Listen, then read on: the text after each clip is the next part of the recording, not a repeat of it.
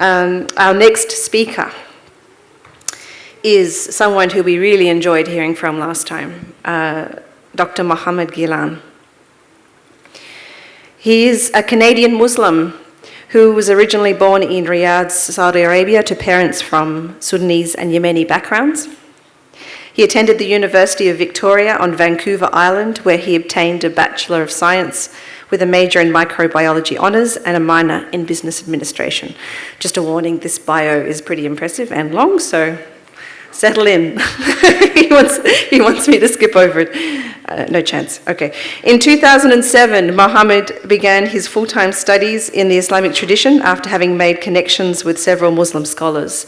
He has been consistently travelling over the past years to spend intensive, extended periods studying various aspects of the Islamic sciences relating to theology and creed, jurisprudence, hadith, foundational principles, usul, Arabic,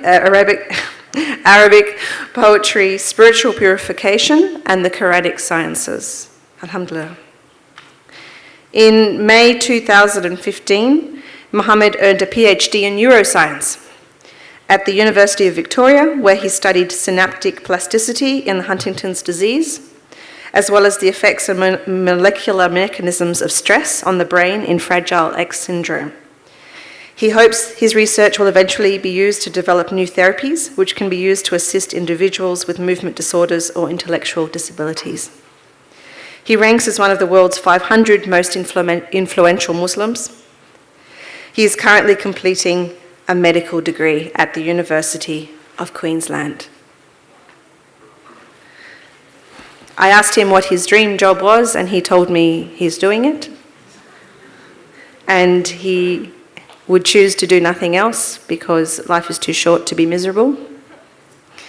And what I'm really looking forward to is the way that he speaks, because he has a real flair for weaving together Islam with science. And tonight he's going to do it in a way that questions the paradigm of mental illness altogether. Please welcome Dr. Mohamed Ghilan. Thank you.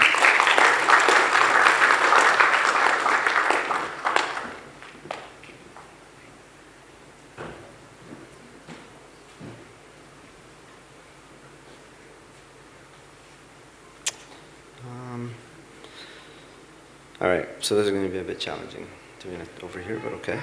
Bismillah ar-Rahman ar-Rahim, alhamdulillahi rabbil alameen, wassalatu wassalamu ala sayyidina wa habibina Muhammadin wa ala alihi wa sahbihi ajma'in. اللهم صل على سيدنا محمد الفاتح لما أغلق والخاتم لما سبق ناصر الحق بالحق والهادي إلى صراطك المستقيم وعلى آله حق قدره ومقداره العظيم. اللهم إني أعوذ بك أن أضل أو أضل أو أزل أو أزل أو أظلم أو أظلم أو أجهل أو يجهل علي. الحمد لله.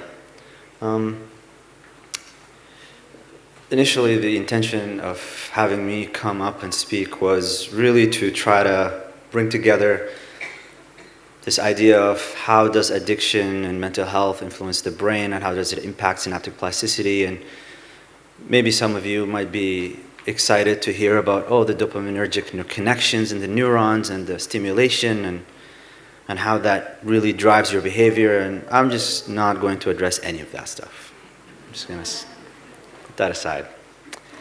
And I think after you hear this, you'll be kind of confused to know that my interest after my MD is done is to go into the GP land and to focus on mental health, to make that kind of my subspecialty in GP work. But what I'm going to say right now is going to confuse you. Like, how is he going to do this, given what he says about it? One of the things that was mentioned earlier was that we need to be action-focused. We need to get our hands dirty, if you will. But before we do anything, our scholars will tell you that you have to first know what it is that you're going to be doing. Imam al-Bukhari starts off, he has a chapter, he has a bab, he has a section in his Sahih, in his collection, on the chapter of knowledge. He has a section that says, Babul ilmi qabla al-qawli wal-amal. The section of knowledge before you say anything or do anything. There's a verse that always gives me pause. No matter how many times I go across it, no matter how many times I recite it, I always find myself pausing. It's actually two verses. The first one is from Surah Al-Baqarah, where Allah subhanahu wa ta'ala tells us, كُنْتُمْ خَيْرَ أُمَّةٍ أُخْرِجَتْ لِلنَّاسِ. No, Surah Al-Baqarah says, وَكَذَلِكَ جَعَلْنَاكُمُ أُمَّةً وَسَطًا لِتَكُونُوا شُهَدَاءَ عَلَى النَّاسِ وَيَكُونَ الرَّسُولُ عَلَيْكُمْ شَهِيدًا. Like so, we've made you a middle nation, so that you may bear witness upon the people, and so that the beloved sallallahu alaihi wasallam, the messenger, will be a witness upon you. He will testify against you if you go offline. And the other verses in Surah Al Imran, where Allah subhanahu wa ta'ala tells us that كنتم خير أمة أخرجت للناس تأمرون بالمعروف وتنهون عن المنكر وتؤمنون بالله. So you were the best of nations. You were brought out for the people, in service for the people. The reason this gives me pause is because the language of the Quran is always the language of, this is the truth. And if you are an upholder of this truth, you need to testify to this truth and bear witness to it and tell people about it. Now, one of the things that was asked earlier in a poll was the concept of mental illness in Islam. What is it? And the majority said it's a psychological condition. Now, it's really important, and I can't emphasize this enough. If you leave with anything from all of this, I hope that you leave with this one thing. And it sounds a little arrogant that I'm the one who's going to say it, but anyways. Don't use modern concepts and project them onto the Quran and project them onto the past. So when we come and discuss mental health and talk about mental illness, there are presuppositions at play. We're making assumptions. We are assuming what mental wellness is. We're assuming what mental health is. In fact, we're even operating with definitions of what the mental is. But if you go through the history of psychiatry and the history of psychology, you will come to know, for example, that the word mind was invented by John Locke in the 18th century. And the reason it was invented, it was actually after a protracted, lengthy, couple of 100-year discussion and conversation during the Enlightenment, where God has died. And the human being was stripped away from their humanity. And you no longer have a soul, but you have this thing animating you and driving you. So we need to give it a name. But it can't be the soul. It can't be metaphysical. And the final resting term that they came to was the one that John Locke, this English philosopher, gave, was the mind. So when you say, there's a lot on my mind, you're operating with a word that's a couple hundred years old. It's not an age-old concept. So when you hear that, for example, the companions, if they were to come to our era and look at what we're doing as Muslims, they would merely just recognize the prayer and the proclamation, La ilaha illallah Muhammadur Rasulullah sallallahu alayhi wa sallam, and maybe recognize that we have Ramadan and the rituals. They would recognize the rituals, but they're not going to recognize anything else. It's because there are a lot of developments that took place over the past, 500 years, let's say, where concepts have been introduced, and as any civilization and any power in the world goes, وَتِلْكَ الْأَيَّامُ نُدَاوِلُهَا بَيْنَ النَّاسِ. Allah subhanahu wa ta'ala tells us that these are the days that we exchange between people. Muslim empire, Muslim civilization, it had its downfall, and so it came the rise of the Europeans. That's what we have right now. And the Europeans have their own ideas about what reality is and what constitutes reality. And so one of these ideas is philosophical naturalism. It's the idea that there is nothing. Allah subhanahu wa ta'ala, after you recite Surah Al-Fatiha and you ask for guidance, Allah describes us, the believers, as those yuminuna bil-ghayb. You believe in the unseen. Well, one of the fundamental beliefs and assumptions of the modern world is that there is no such thing as a ghaib. You can't talk about a soul.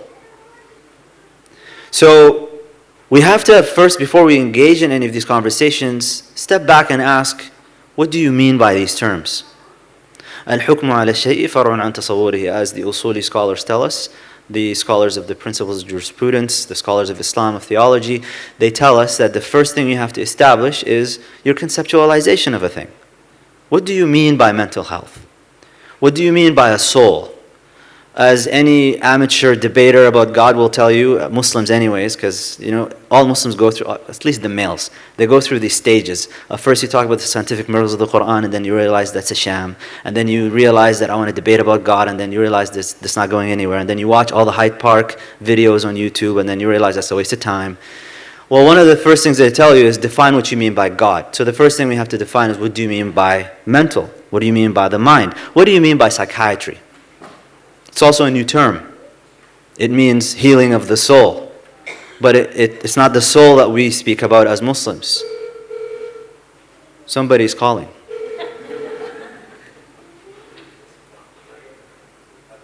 Are we good?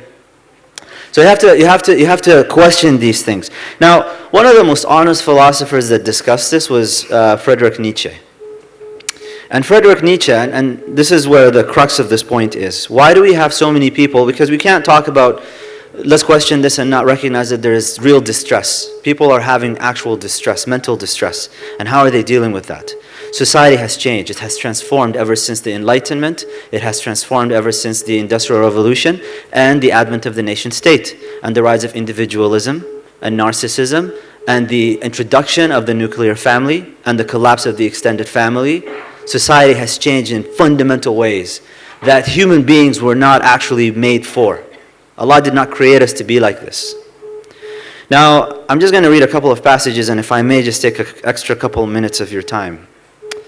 The first one is from The Gay Science by Nietzsche, and it's the parable of the madman. I'm just going to read a couple of lines from it. Have you ever heard of the madman who on a bright morning lighted a lantern and ran to the marketplace calling out unceasingly, I seek God, I seek God. As there were many people standing about who did not believe in God, he caused a great deal of amusement. Why? Is he lost? Said one. Has he strayed away like a child? Said another. Or does he keep himself hidden? Is he afraid of us? Has he taken a sea voyage? Has he immigrated? The people cried out laughingly, all in a hubbub. The insane man jumped into their midst and transfixed them with his glances. Where is God gone? He called out. I mean to tell you, we have killed him.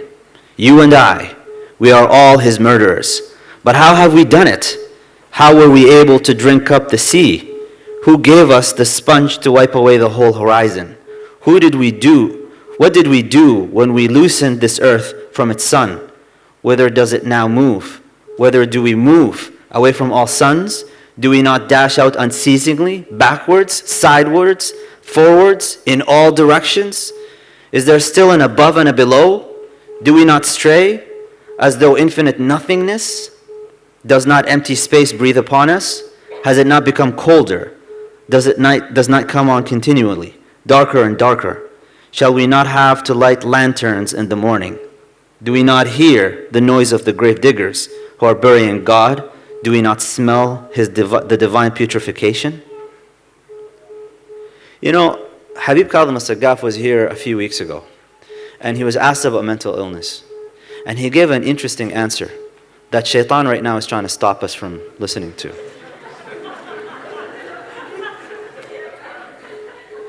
This is time out. The answer that Habib Kadhim said, that the problems that people are experiencing today and the distress that they're having, and like Sister Anisa brought up the issue with the schools and stuff, said these things were not present for the people in the past. And if you go today in some traditional societies that are a little bit away from modernity, they don't experience any of this. They don't understand what people are going through. And the reason for it, for people that are traditionally kind of rooted, the Quran, that is the primary kind of central hub that they revolve around, guidance of Allah subhanahu wa ta'ala. He said that the first verse that he quoted was from Surah Taha, where he says, وَمَنْ أَعْرَضَ عَنْ ذِكْرِي فَإِنَّ لَهُ مَعِيشَةً ضَنْكَ وَنَحْشُرُهُ يَوْمَ الْقِيَامَةِ أَعْمَى. Whoever departs away from my remembrance, they will have a very difficult life. And we will bring them onto the next day blind. And I'll finish off with Surah Al-Muddathir because I'm running a lot over time here, and maybe we'll discuss it more in the panel. As a commentary on Surah Al-Muddathir, just to show you mental health and how Allah subhanahu wa ta'ala deals with it in the Quran. In Surah Al-Ma'arij, Allah subhanahu wa ta'ala says, إِنَّ الْإِنسَانَ خُلِقَ هَلُوعًا. The human being was created in a state of anxiety. Subhanallah, you mentioned the Quran, shaitan flees away. إِنَّ الْإِنسَانَ خُلِقَ هَلُوعًا. The human being was created in a state of anxiety. إِذَا مَسَّهُ الشَّرُّ جَزُوعًا. When evil befalls them, they're in a state of, they're grieved, greatly grieved. وَإِذَا مَسَّهُ الْخَيْرُ مَنُوعًا. When they have good, they withhold. Why are you withholding? Because you're anxious about losing. That's why you don't give in charity. You're afraid of poverty. إِلَّا الْمُصَلِّينَ. Allah subhanahu wa ta'ala says there's an exception to this rule. I've created all human beings to be in the state of anxiety. But there is one exception. Those who are in a state of prayer. Musallin is a constant connection with Allah subhanahu wa ta'ala. الَّذِينَ هُمْ عَلَى صَلَاتِهِمْ دَائِمُونَ. Those who are constantly praying. وَالَّذِينَ فِي أَمْوَالِهِمْ حَقٌّ مَعْلُومٌ. When it comes to their wealth, their possessions, they know that there is a stipulated right for those who are in need. And modern psychology, they do these studies where they show you happiness is not in gathering things, it's in giving away things. The happiest people are the people that are just very generous. Seeing happiness in the eye of somebody else, that you've removed a burden from them, that's where you get happiness. لِلسَّائِلِ وَالْمَحْرُومِ. For those who beg and the one who's denied good. وَالَّذِينَ يُصَدِّقُونَ بِيَوْمِ الدِّينِ. You also believe in the day of reckoning. When it comes to, for those who are engaged in activism, they believe, Allah subhanahu wa ta'ala is describing this person, they believe in that there is a day of reckoning. In other words, justice is an all-encompassing term that's grander than just getting it here now. We can talk about white supremacy and the Islamophobia and all of that till we're blue in the face. But justice ultimately is going to be settled on the day of judgment, not here. We work towards it, that's one thing. But without stressing about it, because we know that there's a day of reckoning that's going to come. وَالَّذِينَ هُمْ مِنْ عَذَابِ رَبِّهِمْ مُشْفِقُونَ. And the only thing that these people fear is the punishment of their Lord. إِنَّ عَذَابَ رَبِّهِمْ غَيْرُ مَامُونَ. The punishment of their Lord is not, you're not going to be safe from it. Because you always have to ask yourself, am I sincere? Check with yourself. Do things with sincerity for the sake of Allah subhanahu wa ta'ala. Check your intentions. And then he says, وَالَّذِينَ هُمْ لِفُرُوجِهِمْ حَافِظُونَ. They also safeguard their private parts. The most miserable people are the people that are committing fornication and adultery, no matter how happy they may appear to you. إِلَّا عَلَى أَزْوَاجِهِمْ أَوْ مَا مَلَكَتْ أَيْمَانُهُمْ فَإِنَّهُمْ غَيْرُ مَلُومِينَ. Except if they fulfill their desires with their spouses, they're not going to be blamed for that. فَمَنِ ابْتَغَى وَرَاءَ ذَلِكَ فَأُولَٰئِكَ هُمُ الْعَادُونَ. Then the one who seeks outside of these parameters, they're the ones who are transgressing beyond the limits. وَالَّذِينَ هُمْ لِأَمَانَاتِهِمْ وَعَهْدِهِمْ رَاعُونَ. And those who are faithful to their trust and their covenant. وَالَّذِينَ هُمْ بِشَهَادَتِهِمْ قَائِمُونَ. And those who are upright in their testimonies. وَالَّذِينَ هُمْ عَلَى صَلَاتِهِمْ يُحَافِظُونَ أُولَٰئِكَ فِي جَنَّاتٍ مُكْرَمُونَ. And then Allah finishes all of that by saying, and those who are keeping guard of their prayer, they're the ones who are going to get into the garden. Because ultimate peace is not here. We're not utopian. We're realists as Muslims. So, in closing, there is an allure for neuroscience. And the way that we engage with these discussions as Muslims, unfortunately, assumes the truth of the claims and the suppositions being made by those who are in control of the narrative. Those who are in control of the narrative are basically atheists. They're materialists. They tell us, they educate us, they indoctrinate us into accepting what is a proper definition of mental health is, what is mental illness. Not that we reject distress, but we have to question the source of the distress. And oftentimes what they do is they give us band-aids. So you go to the doctor and you find out that a GP practice that has 30 or 40% of the patients that are coming through having some sort of a mental health care plan, 30 to 40%? Okay, something is wrong. And it's not the person. That's the other issue that materialism does. It points the finger at you and says, you're the problem. It's in your brain. Rather than this structure that we have set up, the idea that a school, you would put a bunch of kids who are all the same age in one classroom, set up after the prison system, mimicking the Industrial Revolution factories, and then the kids are acting out. No, the kids are normal. The system is corrupt. سبحانك اللهم وبحمدك أشهد أن لا إله إلا أنت أستغفرك وأتوب إليك.